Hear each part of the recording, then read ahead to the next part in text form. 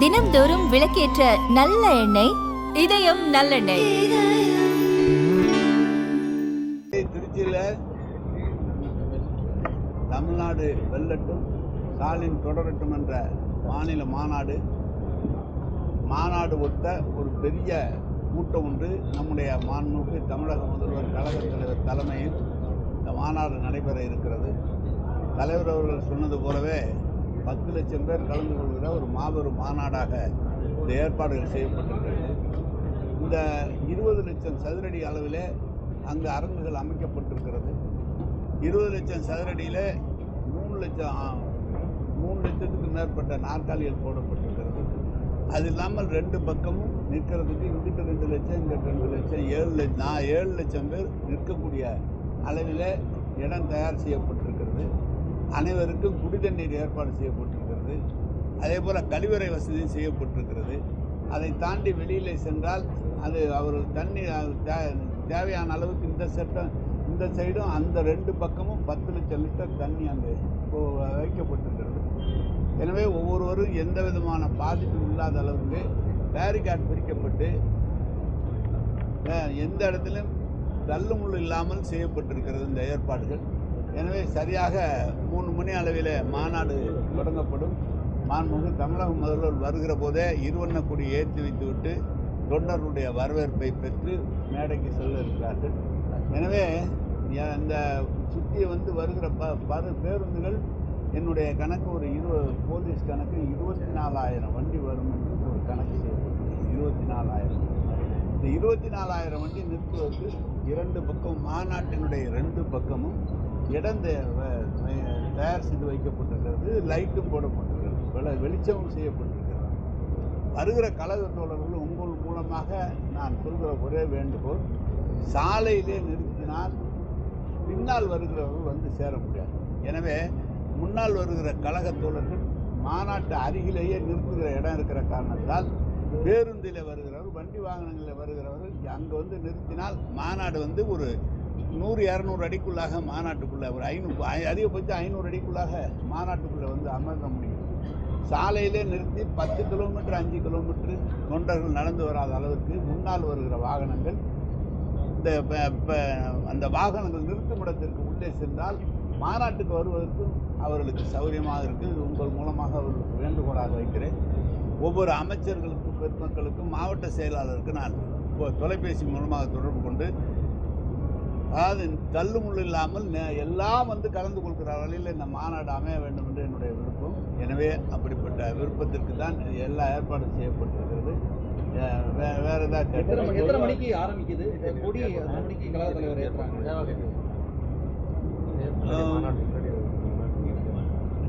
தலைவர் வருவதற்கு முன்பாக தேவா அவர்களுடைய நிகழ்ச்சி நடைபெற்றது. நம்முடைய கழகத்தோட உசைன் மர்மம் அவருடைய நிகழ்ச்சி நடைபெற்றது. குத்தூஸ் பாய் அப்துல் குத்தூஸ் கச்சேரி 2 அப்துல் குத்தூஸ் அவர்களும் தேவா அவருடைய இசை நிகழ்ச்சி நடைபெற்றது. 3 மணிக்கெல்லாம் சரியாக மாநாடு தொடங்கிவிடும். இசை நிகழ்ச்சி 1 மணி நேரம் 1.5 மணி நேரம் நடந்த பிறகு அதுக்கு பிறகு தலைவர் அவர்கள் எப்படி நிகழ்ச்சி நேரில் அவர் தான் அறிவிப்பார்கள். எனவே அவர்கள் அறிவித்த பிரகாரம் தலைவர் அவர்கள் சரியாக 5:30 மணி அளவில் அவர் இடத்திலிருந்து தங்குகிற இடத்திலிருந்து நல்லஜி சீனிவாசன் பல்கலைக்கழகம் அந்த இடத்திலிருந்து தொண்டர்களுடைய கொடியேற்றி தொண்டர்களுடைய வரவேற்பை ஏற்று நேராக மேடை செல்வார்கள். எங்களுடைய கணக்கை எப்படி போனாலும் ஒரு 4 மணி நேரம் மொத்தமாக ஆரம்பித்ததுலேருந்து 4-4.5 மணி நேரத்துக்குள்ளாக மாநாடு முடியும். திருச்சினால திருப்பி தான் சார், லாஸ்ட் டைம் அந்த மாதிரி தான் ஏற்பட்டு அது மாதிரி ஒரு வாய்ப்பு இருக்கா? ஆமாம், நல்ல இன்னைக்கு அவர் எல்லா விதமான ஏற்கனவே தேர்தல் நேரத்தில் இந்த இடத்துல சொல்லப்பட்ட வாக்குறுதிகள் 7 வாக்குறுதிகளுக்கு தான் ஆட்சி அடுத்த 10 ஆண்டு காலத்துக்கு கழகம் வந்தால் என்ன செய்யும், வாசன வசதியை 2ஆக பெருக்குவோம், கல்வி வசதியை பெருக்குவோம், மருத்துவ வசதியை பெருக்குவோம் என்றெல்லாம் சொல்லி 7 விதமான சூளுரைகளை சொல்லி தான் ஆட்சி பொறுப்பேற்றோம். அதே இடத்தில் தான் மாநாடு. இப்போதும் சில அறிவிப்புகளை அவர்கள் வெளியிட வேண்டும், வெளியிடுவார்கள். ஏற்கனவே தந்த அறிவிப்புகளுக்கெல்லாம் எவ்வளவு தூரம் பணிகள் நடைபெற்றிருக்கிறது என்பதை நீங்கள் எல்லாம் நன்றாக அறிவீர்கள் ஒவ்வொரு இடத்திலும். எனவே இது ஒரு நல்ல மாநாடாக நல்ல ஒரு அறிவிப்பு ஒரு இடமாக தான் இருக்குது. கடந்த சட்டமன்ற தேர்தல் போலவே இந்த முறையும் வாக்குறுதிகள் சொல்ல வாய்ப்பு இருக்கா இந்த மாநாடு? தேர்தல் அறிக்கை தான் தலைவர் தயார் பண்ணியிருக்காங்க. சட்டமன்றம் இங்கே சொல்கிறது இல்லை, தேர்தல் அறிக்கையில் வரும்.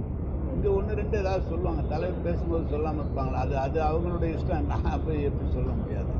மாநாடு நடக்கிறப்ப இங்கே தான் அறிவிச்சாங்க மகளிர் உரிமை தொகை அருமை இந்த முறையும் அதுக்கான வாய்ப்பு இல்லை, அது நாங்கள் எதிர்பார்க்குறோம். தலைவர் பார்த்து இருக்கிற நிதிநிலைக்கு ஏற்ப என்ன செய்ய முடியும், சொல்லிவிட்டு செய்யலைன்னா சரியாக இருக்காது. எதை செய்ய முடியும் என்பதை அதை கவனித்து முதலமைச்சர் அவர் தலைவர் தான் அதை அறிவிக்க வேண்டும். இப்போ மாநாடு நடக்கிறப்ப அன்னைக்கு வந்து தமிழகம் முழுவதுலேருந்து வருவாங்க, போக்குவரத்து நெரிசல் இருக்குது. இது காவல்துறையிட்ட சொல்லிருக்கீங்களா, இது போக்குவரத்து மாற்றம் பண்ணுற மாதிரி? அவங்க நல்லா ஏற்பாடு பண்ணியிருக்காங்க. நேற்று ஐஜி வந்தாங்க, நம்ம எஸ்பி வந்தாங்க, டிஐஜி எல்லாம் வந்து வெளியிலேருந்து காவலர்கள் எல்லாம் போட்டு கம்ப்ளீட்டாக இதை வந்து போக்குவரத்து நெரிசல் இல்லாமல் எல்லா பக்கமும் பண்ணுறதுக்கு ஏற்பாடு பண்ணியிருக்காங்க காவல்துறையில். போக்குவரத்து மாற்றம் எதுவும் இருக்குங்க? போக்குவரத்து மாற்றம் காவல்துறை தானே செய்வாங்க. அந்த நேரம் மணி நேரம் வருகிற போது சாலையில் வரும்போது பிரித்து விடலாம். நீங்கள் வந்து அது காவல்துறை தான் செய்யணும். இப்போ பார்த்தீங்கன்னா டோல்கேட்லேருந்து புது ரோடு வழியாக பிரித்து கொடுக்கலாம், பெரம்பலூர்லேருந்து அரியலூர் வழியாக அந்த வரலாம், பெரம்பலூர்லேருந்து இந்த ஆத்தூர் வழியாக வரலாம். எப்படி தலைவர் அவர் காவல்துறை தானே அந்த போக்குவரத்தை அவருக்கு தான் சரி செய்ய வேண்டும், அப்படி தான் செய்வார்கள். கூட்டணி கட்சிகள் அழைப்பு இருக்கா? இல்லை, நம்ம மாநாடு தலைவர் பேசுகிறார். கூட்டணி அறிவிக்கின்றால் அது முதலமைச்சர் அவர் தலைவர் தான் முடிவு பண்ணணும். நான் அழைப்பு இல்லைங்கிற மாதிரி தகவல் வருது. தெரியல, எனக்கு தெரியல. முதலமைச்சர் தான், அந்த கழக தலைவர் தான் அறிவிக்கணும். நான் இன்றைக்கெல்லாம் உங்களை பார்க்குறது சொன்னது எல்லா டிவிலையும் விளம்பரம் கொடுத்துருக்குறோம், எல்லா பத்திரிக்கையும் விளம்பரம் கொடுத்துருக்கோம். நீங்கள் எல்லோரும் வந்து கலந்துங்க. வைஃபை ஏற்பாடு பண்ணியிருக்குது, எல்லாத்துக்கும் வந்து செய்திகள் அனுப்புறதுக்கு தனியாக ஒரு ஏற்பாடு பண்ணியிருக்கு. உங்களுக்கு உட்காரத்துக்கு உங்கள் பத்திரிகையாளர்கள் நல்ல அருமையாக உட்காரத்துக்குள்ள ஏற்பாடெல்லாம் பண்ணியிருக்கேன். இதெல்லாம் சொல்லிவிட்டு நீங்கள் எல்லாம் வரணுங்கிறதுக்காக தான் நான் அதை உங்களை கூப்பிட்டேன். இன்றைக்கி ஒன்றும் புதுசில் இருக்கிற ஏற்பாடு சொல்லியிருக்கேன்.